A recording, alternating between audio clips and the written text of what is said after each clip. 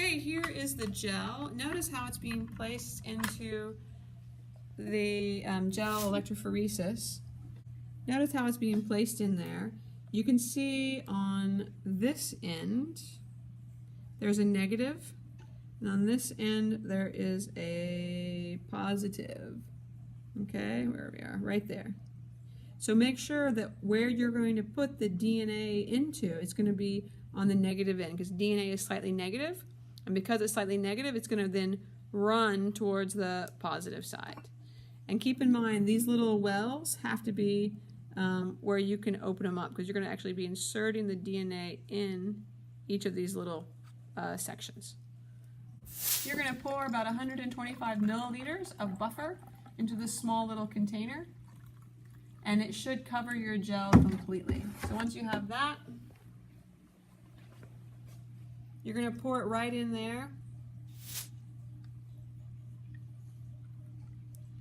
And it should cover that gel. That actually looks perfect. If it doesn't cover the gel, do add a bit more. Okay, so now that you've got your setup, go ahead and you're going to turn the lights on. It's not going to turn the power on until after you put the top on. So you can turn the lights on, and you have a brighter light and a lesser light, so you can choose which light you want. So this you can do brighter light or lesser light.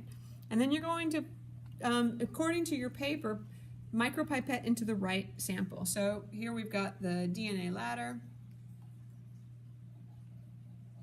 Okay, and she's going to get it right inside. You're going to be careful to get it right inside that well. Now you also really want to make sure that all of your sample goes in, and make sure that once you put it in there, once you raise it up, keep that pressed all the way in, and then raise it up. So you keep it all the way pressed in and then raise it up, because if you accidentally push it back down again, you're going to bring up the gel.